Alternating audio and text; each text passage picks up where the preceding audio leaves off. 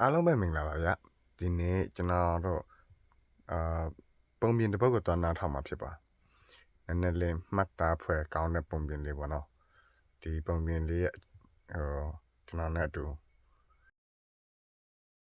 ပြောပြမယ်ပုံပြင်9000ဒီနေ့ညီလေးညီမလေးတို့ကိုချစ်ဆွေပြောပြမယ်ပုံပြင်9000ငါနဲ့ဘာဆိုင်လို့လဲဆိုတဲ့ပုံပြင်လေးကိုအကြောင်းကတော့ဒီလိုပဲညီလေးတို့ကြီးဟိုတုန်းကအိမ်တိမ်မှာတဲ့အမတန်ကြွက်ကတောင်းညံတော့အိမ်သားကသူကအဲ့ကြွက်ကိုထောင်းတတ်ဖို့ကြွက်တစ်ခိုင်းကြွက်လေညက်ပေါ့ကွာဝဲလာတယ်ဒါကိုကြွက်ကအရင်ဆုံးတွေ့တာသူကရှောက်သွားနေတယ်လို့သူ့ကိုထောင်းရတာဆိုတော့သူနဲ့တွေ့တော့တာပေါ့တွေ့လဲတွေ့ရောကြွက်ကသူကဘလို့အရင်သွားပြောတယ်လဲဆိုတော့ချက်ကိုအရင်သွားပြောတယ်ဟေးကောင်ချက်ဖာကြီးတဲ့ငုံမငါကြွက်ခိုင်းတစ်ခိုင်းတွေ့တယ်တဲ့အမင်းတတိထားနေလို့ပြောတယ်ချက်ဖာကြီးကဘာပြောလဲဆိုဟေးကောင်အဲ့ဒါငါနဲ့မဆိုင်ဘူးတဲ့မင်းကိုထောင်းထားတာမင်းတတိထားလို့ပြန်ပြောတယ်အဲ့ဒါနဲ့ပဲတခါကြွက်ကနေပြန်အဲ့ကနေသူကဝက်ကိုဝါပြောတယ်အဲ့မနေတကဟေးကောင်ဝက်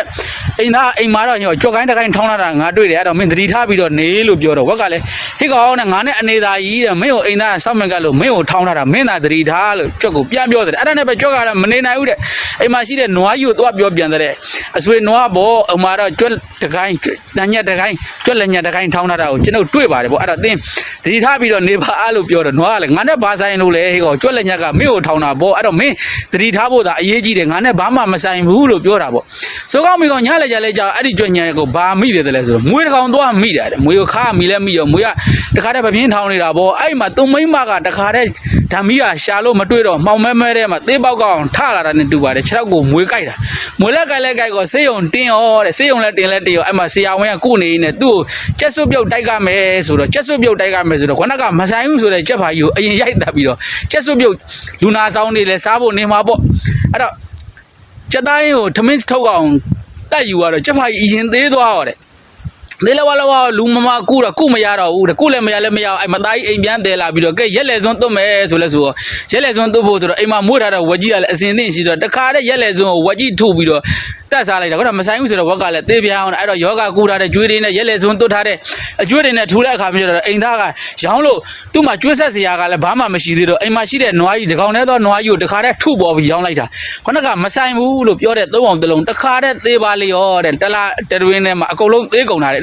အဲ့တော့ကြွက်ကတော့ဘာမှဖြစ်မသွားဘူးတဲ့ဒိုက်ပုံမြင်လေးကဟာတာလေးဆိုပေမဲ့တံဝေကယူစီရအဲ့ဒါညီလေးတွေညီမလေးတွေကိုပြောချင်တာလေမင်းတို့ရှင်မလူတွေသေးနေတာကိုမြင်လို့လဲတို့တွေနဲ့ဘာဆိုင်လို့လဲလို့မတွေးနဲ့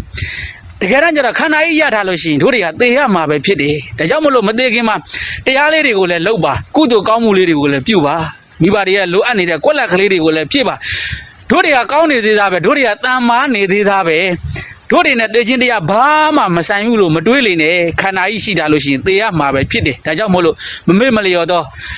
တမစင်တရားကိုဉာဏ်ရှင်ပြုပြီးတော့အားလုံးနေကြပါလို့ချစ်စွေရဲ့ကိုညီလေးညီမလေးတွေကိုဒါလေးလားပြောတာနော်ကဲအခုလို့ဆုံးထိကြည့်စုအားပေးတဲ့အတွက်ကျေးဇူးတင်ပါတယ်နောက်တစ်ခါပြန်ဆောင်ကြပါ